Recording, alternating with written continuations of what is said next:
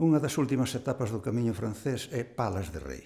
Dos dous elementos que forman o topónimo, o primeiro, Palas, é un enigma etimolóxico. Moitas veces as fontes antigas dan formas que axudan a reconstruir o étimo, pero este non é o caso de Palas, aínda que o topónimo aparece mencionado en textos latinos de hai case 9 séculos. A primeira vez que se menciona, que eu saiba, é alrededor de 1140, no libro V do Códice Calistino, onde se fala das etapas do camiño. O autor do libro refírese a este lugar 3 veces e chámalle Palatium Regis, que en galego moderno sería Palacio do Rei. Pero o monxe Aymeric Picot está facendo unha etimoloxía popular, pois a palabra latina Palatium non pode dar en galego palas. Palatium é a orixe de múltiples pazos ou pacios con perda do L intervocálico e o paso da terminación tium a zo. Non hai excepcións á regra.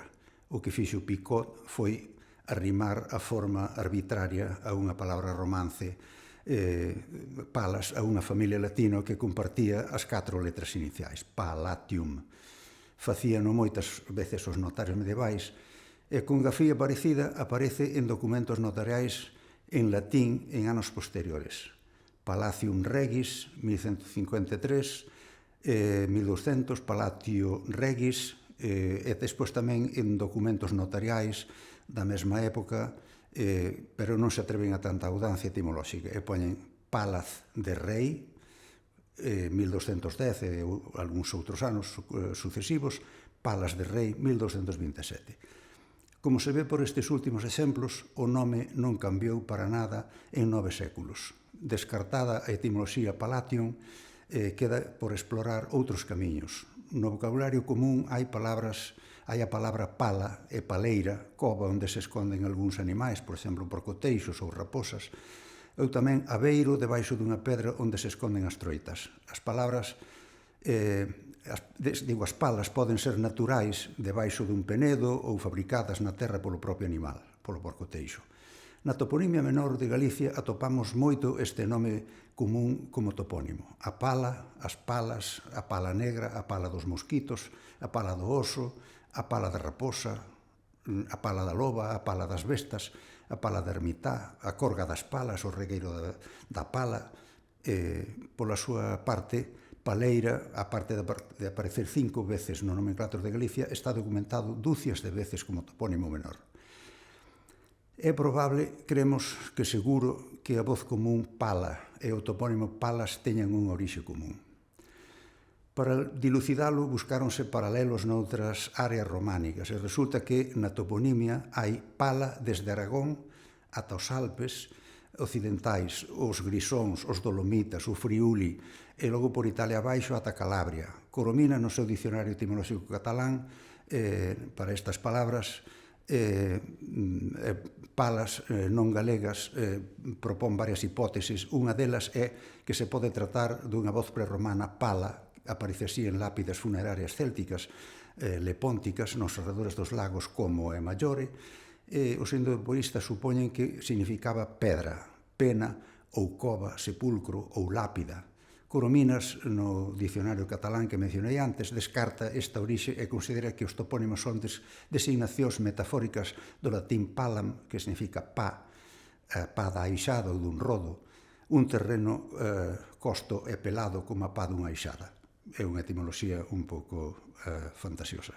Pero se é un celtismo ou mediterraneísmo ou unha voz latina, tampouco cumpre cos requisitos da fonética histórica, porque palam tería que dar pá, con perda do L intervocálico. De feito, non lonxe de Palas pasa o río Pambre, que está documentado en 1009 como Palambre, e despois como Paambre e finalmente como Pambre. Este sí que pode conter ese elemento inicial pala céltico e cumpre os requisitos da perda do L. Daquela, a voz común pala e o topónimo palas quedan para mí no limbo de palabras de étimo descoñecido. A segunda parte do topónimo é transparente e emparellase con moitos outros topónimos que van determinados por un título de señorío. Na propia Galicia hai máis casos de rei ou do rei. No nomenclátor temos Castro, Vilar, Lama, Souto, Casal, Vila Vilar, Neira, Zas, Castelo, Outeiro de Rei. ou barrio Bouza Viñal do Rei, Caldas, Nantes, Casal de Reis. Ás veces a religión expresábase mediante un adxetivo, por exemplo, Vila Real, Monte Real, Campo Real, Coto Real. O señorío podía ser tamén relativo a outros posesores, non o rei, ou enfeudadores, como se queira chamar. Condes, por exemplo, Vilar ou San Martiño de Condes, Arcos da Condesa, ou Abades, Vilar ou Lamas da Abade, Bustabade, Vilabade, tamén freires, Paliña de Freire, Castro de Freires, o Freire, os freires ou monxes, monxas, donas en galego antigo, Vilar de Donas, Chao des Donas, Sasdónegas. Nomes destes indicadores de señorío son moi abundosos noutros países románicos. Podo poñer algún exemplo de Francia, por non alongar. Bourg-le-Roi, Ville-Real, Conteville, Fontaine-le-Comte, Le Bois-l'Évêque, Abbeville, e así dúcias máis nos nomenclatores franceses. No caso de Palas, non sabemos quen foi o primeiro rei que exerceu o señorío sobre a vila, ou aldea sería daquela.